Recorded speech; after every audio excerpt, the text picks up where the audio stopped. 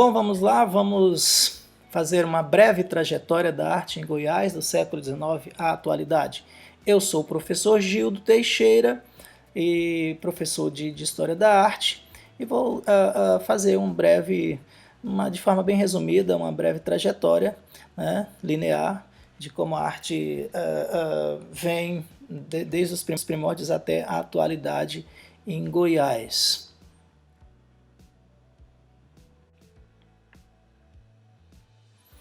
A trajetória da arte em Goiás remonta ao início do século XVIII, com a chegada dos bandeirantes vindo de São Paulo, atraídos pela descoberta de minas de ouro.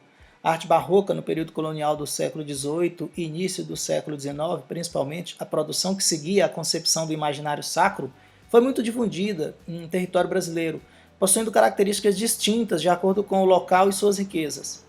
Em Goiás, a imagem sacra barroca e a arte acadêmica perduraram até o início da segunda metade do século XX, ficando durante todo esse período ligada às influências de nomes como o de Joaquim José da Veiga Vale, artista barroco, dentre outros artistas. Portanto, as manifestações continuaram sendo por várias décadas a arte sacra, a arte brasileira realista e o artesanato popular da região.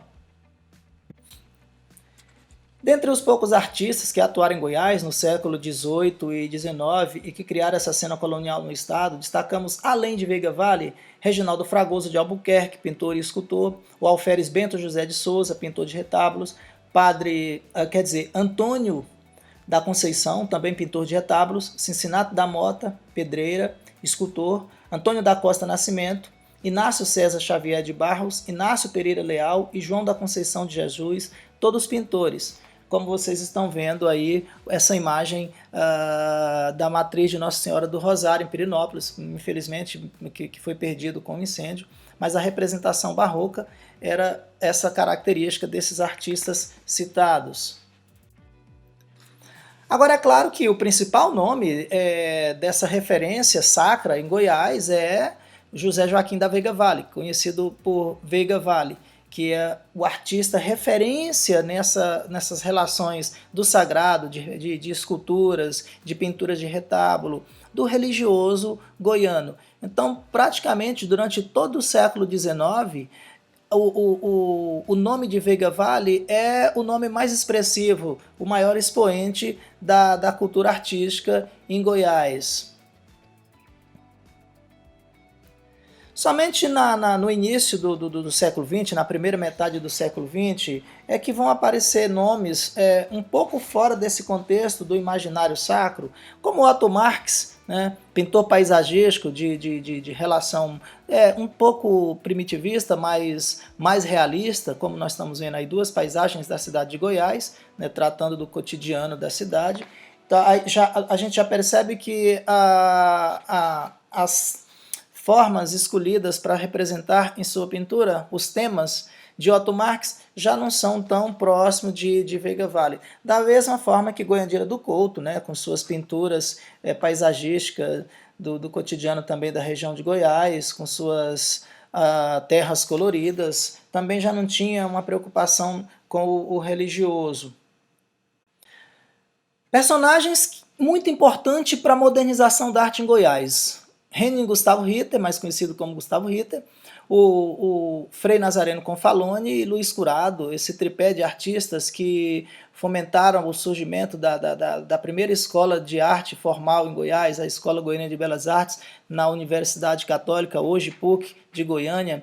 E é a partir desses três artistas que nós vamos ter uma modernização.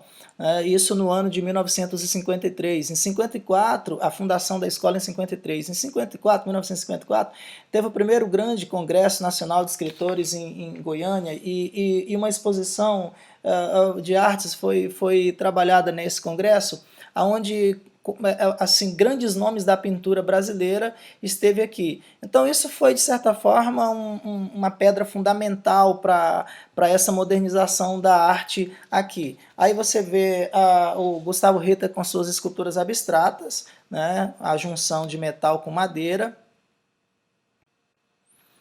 O outro importante personagem desse momento de modernização é esse italiano, imigrante italiano, o padre Nazareno Confalone, e que traz a influência do Novecento italiano, que é o expressionismo italiano do início do século XX. Curiosamente, de forma até cômica, as pessoas chamavam ele de padre que pinta figuras feias, porque a característica dele é o expressionismo. Expressionismo esse que podemos verificar em algumas das suas obras, como a Descida da Cruz, né? Uma parte de temática voltada para o Calvário de Cristo. Então, a deformidade, a transfiguração das formas, a caricaturização, são características do expressionismo. E o Frei Confalone traz esse moderno europeu para a arte goiana a partir dos anos 50 e anos 60, e que isso também é uma grande contribuição para os próximos artistas que surgirão a partir dessa escola.